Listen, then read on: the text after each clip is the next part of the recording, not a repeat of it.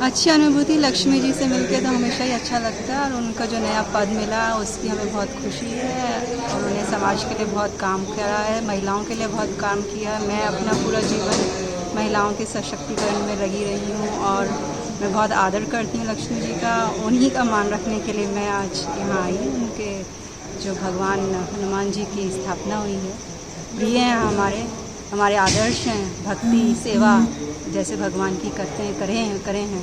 तो ऐसी संकल्प से कि हम भी आगे समाज के लिए, जैसे हनुमान जी ने भगवान राम का नाम सबको दिया, हम भी उसी पाथ पे चलें। उसकी स्थापना हुई है, हम भी राम का नाम को विजय बनाएं। मुझे आज इस कार्यक्रम में जो आमंत्रित किया गया, लक्ष्मी मैम जो हमारी आदर्श हैं और साधु संतों के साथ जो बैठने का मुझे आज अवसर प्राप्त हुआ, उसके लिए बहुत बहुत धन्यवाद है।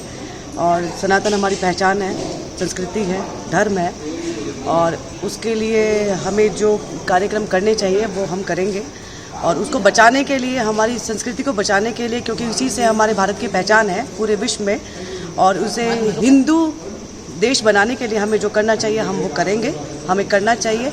और हर देशवासी को अपनी संस्कृति बचाने के लिए आगे आना चाहिए। और जो पैदल मार्च है उसके लिए मैं पूरी तरह से तैयार हूँ और अपनी संस्कृति को बचाने के लिए मैं पदयात्रा बिल्कुल करूँगी और धन्यवाद करती हूँ कि मुझे आज यहाँ आने का अवसर प्राप्त। नहीं, पदयात्रा का आपने जिक्र किया, अब तक आपने कहाँ पदयात्रा की है और पदयात्रा क्यों करती हैं? जी, मैं महिला सशक्तिकरण के लिए पदयात्रा करती हूँ और जो बेटी बचाओ जो नारा दिया था हमारे प्रधानमंत्री ने, बेटी बचाओ बेटी पढ़ाओ, उसको बचाने के लिए, उनको एजुकेट करने के लिए, ताकि मैं लोगों को बहुत ज़्यादा जागरूक कर सकूँ, जो मैं अपनी तरफ से कर सकती हूँ, उसके लिए मैं ये पदयात्रा करती थी।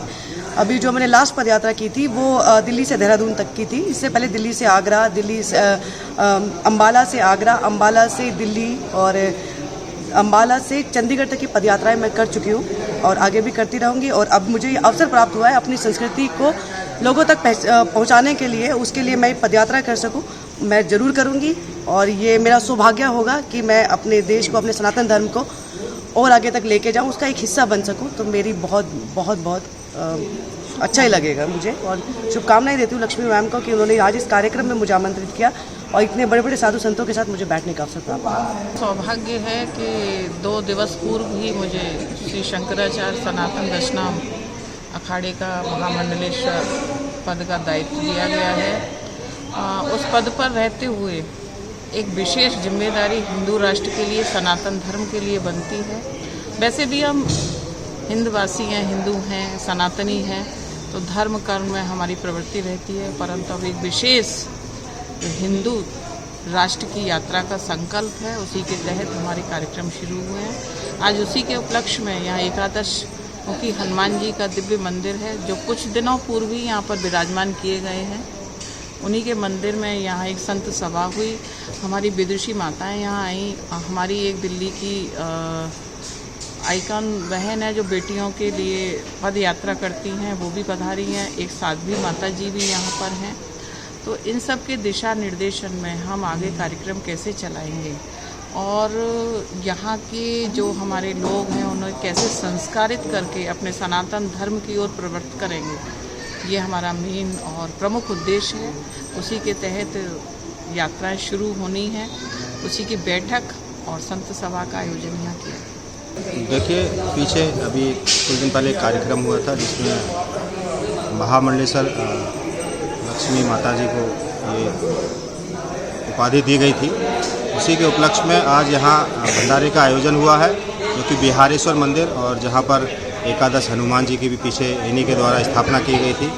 और जो हमारा हिंदू राष्ट्र विजय यात्रा का जो संकल्प है, तो उसी पर मंथन चल रहा है हमारा, जो कि अगस्त में द्वारकाधीश गुजरात से शुरू होने वाली है। तो उसी उपलक्ष्य में आज यहाँ कार्यक्रम हुआ, संतों की बैठक हुई, मंथन चल रहा है कि भविष्य में हिंदू राष्ट्र के लिए और हम क्या बेहतर कार्य कर सकते हैं, उसी के लिए आज यहाँ हम सब लोग इकट्ठा हुए।